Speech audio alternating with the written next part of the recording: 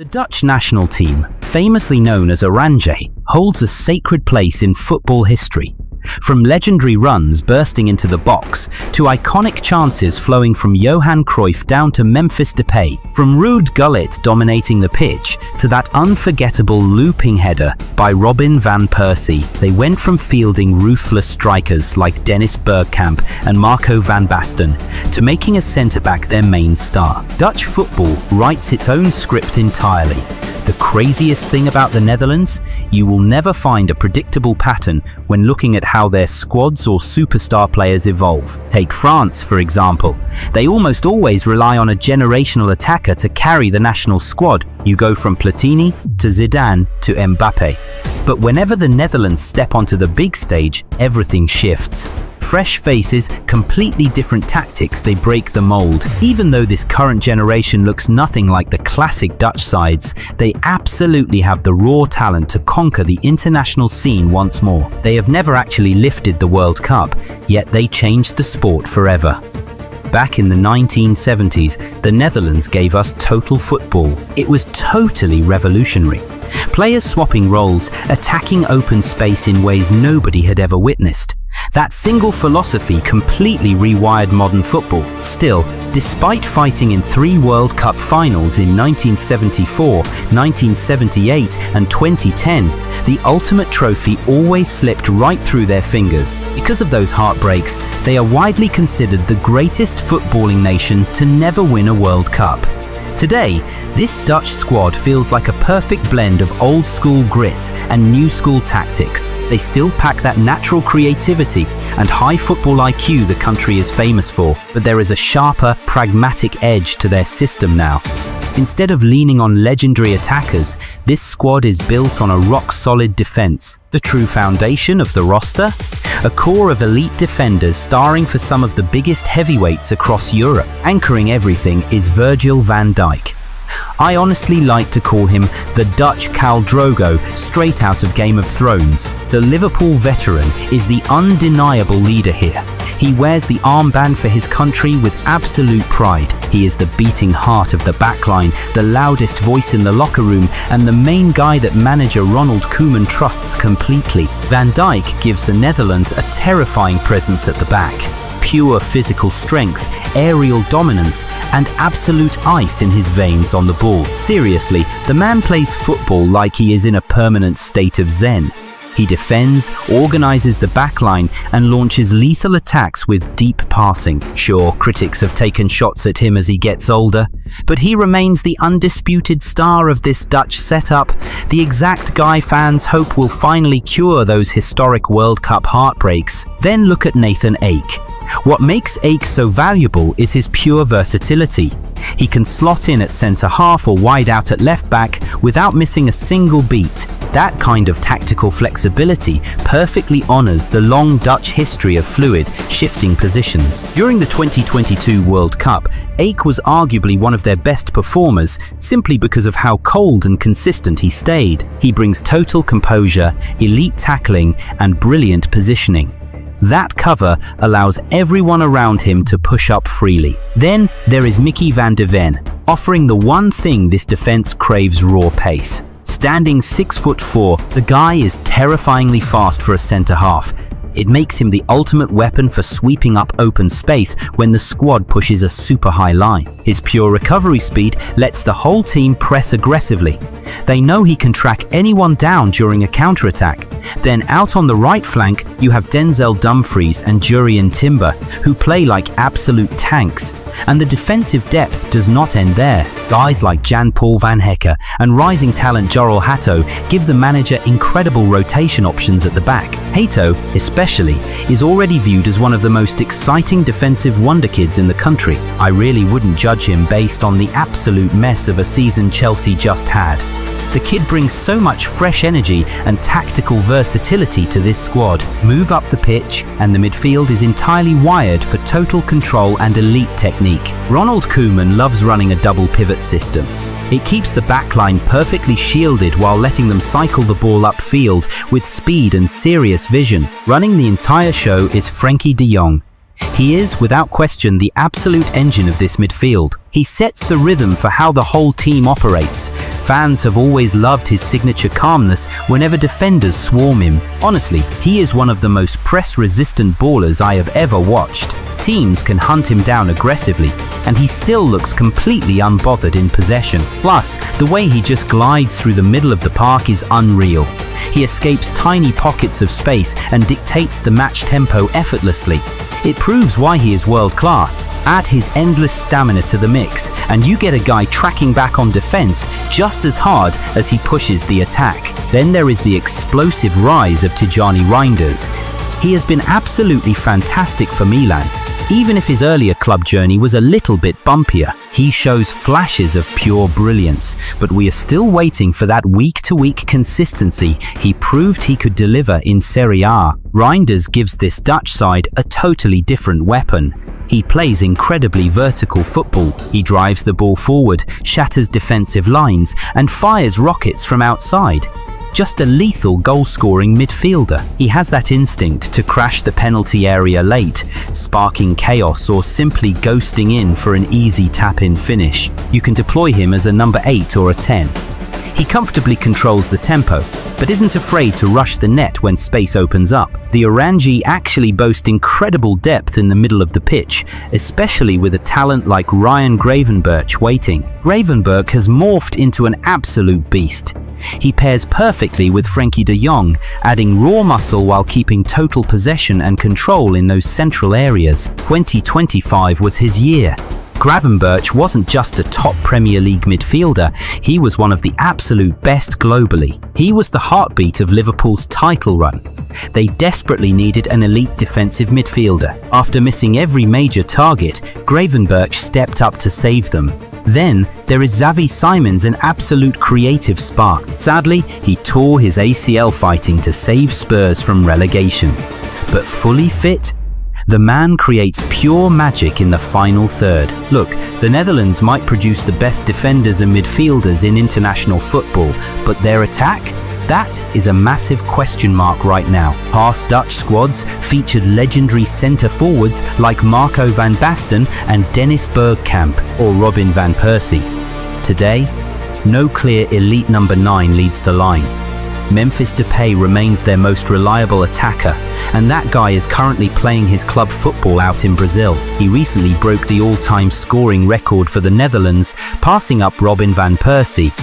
It just proves how crucial Memphis is to this national team. But Memphis delivers more than just goals. He actually holds the record for the most assists in Dutch national team history too. Honestly, that is insane. Especially when you think about the unbelievable Dutch talent across generations. We are talking about Ballon d'Or winners and world-class icons, yet right at the top of that list sits Memphis Depay. Cody Gakpo might not be universally loved at Liverpool, but he always shines for his country.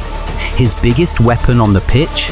Absolute versatility. He can terrorize the left wing or play centrally as a number 9. That gives Ronald Koeman total tactical freedom against any opponent. His sharp movement, fearless dribbling, and habit of scoring massive goals make him completely irreplaceable in this Dutch lineup. Sure, at Liverpool, he might cut inside and launch a shot into orbit. But in that famous orange jersey, he buries it top bins every single time. Daniel Malen brings pure, explosive speed to the pitch. He offers a deadly counter-attacking threat, constantly stretching defenses wide open. Then there is Wout Weghorst, arguably the ultimate emergency backup plan in modern football. He isn't exactly the most technical guy, but his raw power, aerial dominance, and sheer box presence create absolute chaos late in games. Seriously, just ask Argentina. Desperate for a goal, Weghorst is the ultimate plan B. Just swing in a cross and pray. Plus, you have Brian Brobby, who has looked pretty solid playing over at Sunderland. The crazy part? As decent as the current squad is, past Dutch generations had unbelievable superstars. Historically, they played in 11 World Cups and reached the grand final 3 times. Those magical runs happened in 1974, 1978, and 2010. Heartbreakingly, they finished as runners-up every single time. They also played in 11 European Championships. They actually won the 1988 Euros in West Germany. The Dutch first tasted World Cup action back in 1934, but their grand debut ended faster than a bad first date. Like blink and you missed it, they crashed out in the very first round, losing 3-2 against Switzerland. Even so, Kik Smit cemented his legacy, scoring the very first Dutch World Cup goal. Fast forward 4 years to France. Things stayed grim. They got totally outclassed, losing 3-0 to Czechoslovakia in the opening round. After that disaster, the Netherlands basically vanished from the World Cup map for decades. They either completely failed to qualify or simply refused to enter. 1974 changed everything. Seriously, that specific tournament permanently altered how the world viewed football. Managed by Rinus Michels and orchestrated on the pitch by Johan Cruyff, the Dutch unleashed total football, a beautiful philosophy built entirely on fluid movement, high intelligence, and absolute positional freedom. Basically, the exact opposite of modern Arsenal. Suddenly, defenders were pushing up as attackers, midfielders swapped roles constantly, and every single guy was completely comfortable on the ball. The sport had quite literally never seen anything like it. The Dutch dominated that summer. They smashed Argentina 4-0, then comfortably beat reigning champions Brazil 2-0. That set up a massive final against West Germany. Straight away, Johan Neeskens buried a penalty just 2 minutes in. West Germany had not even touched the ball yet. It felt like the dawn of a new footballing era.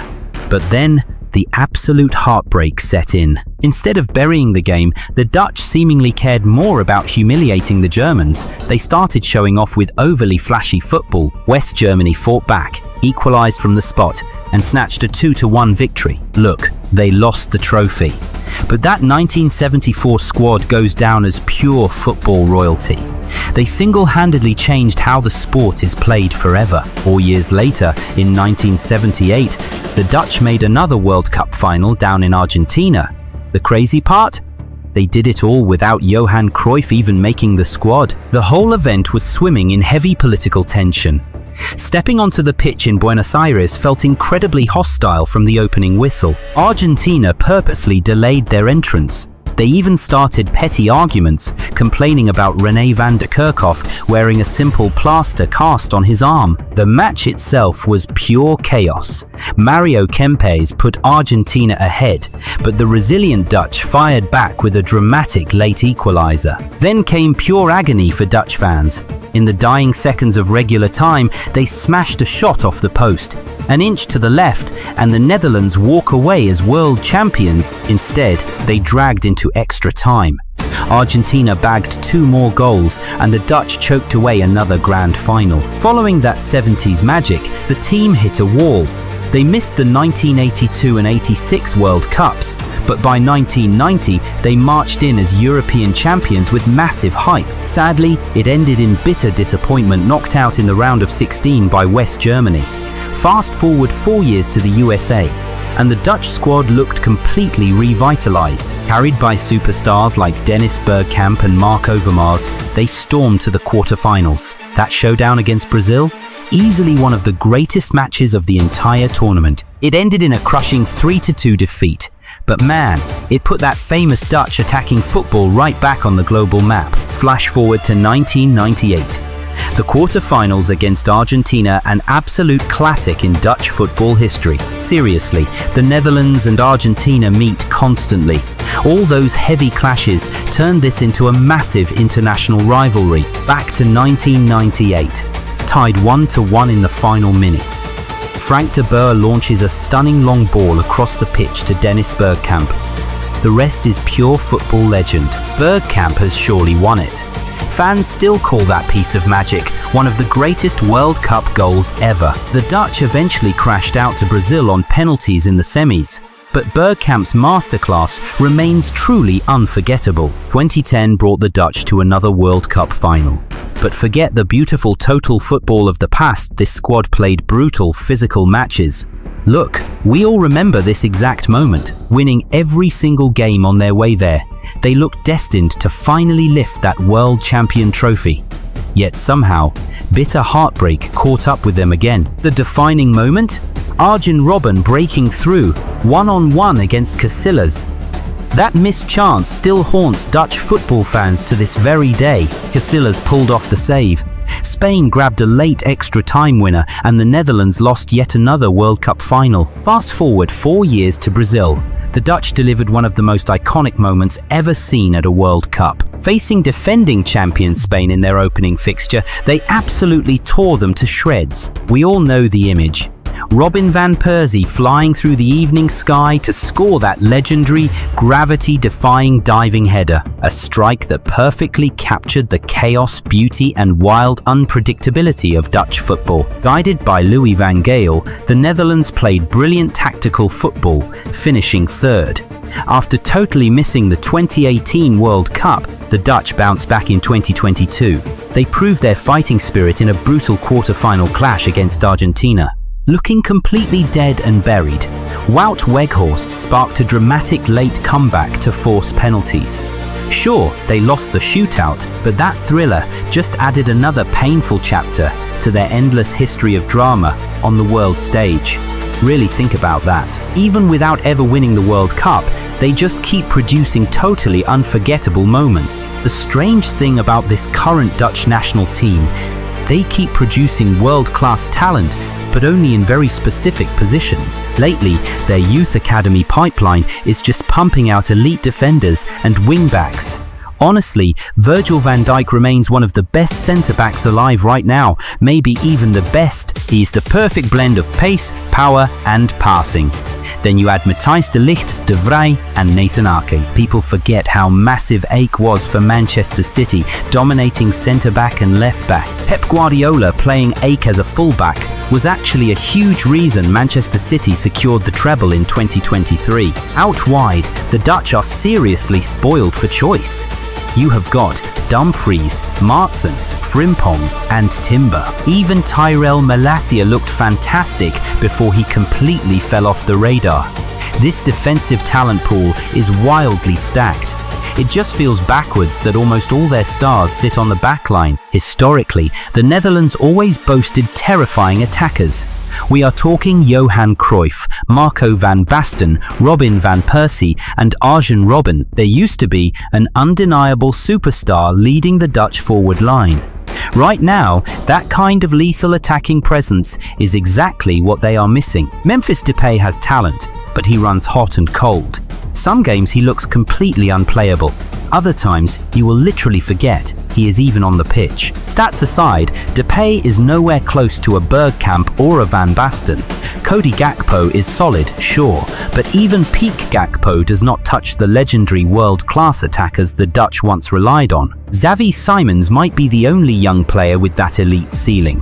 He was hyped as the next global superstar at Barcelona, but a lot of that early momentum just fizzled out. I hoped he would jump back on the radar by coming to the Premier League. Instead, his face just became a viral symbol for how badly Spurs were struggling. Poor guy just suffers from a resting sad face. Still, he genuinely holds the highest ceiling out of all the current Dutch attackers. Frenkie de Jong is also incredible. On his day, barely any midfielders out there can actually touch him. The beautiful thing? No matter who wears that orange shirt, the Dutch fans are going to scream and cheer until their dying breath. We are talking about the most fiercely passionate supporters in the world. They just want to watch their squad write football history. This current group dragged the eventual world champions all the way to a penalty shootout. They clearly have the raw quality to rival the absolute best. Fans are showing up in massive numbers for their nation, and they have every reason to be insanely loud. There is a lot of thrilling momentum building in Dutch football right now. This national team holds all the right ingredients to make serious noise in the coming years. If you enjoyed this Dutch football breakdown, you will definitely love this next video. Go check it out right here.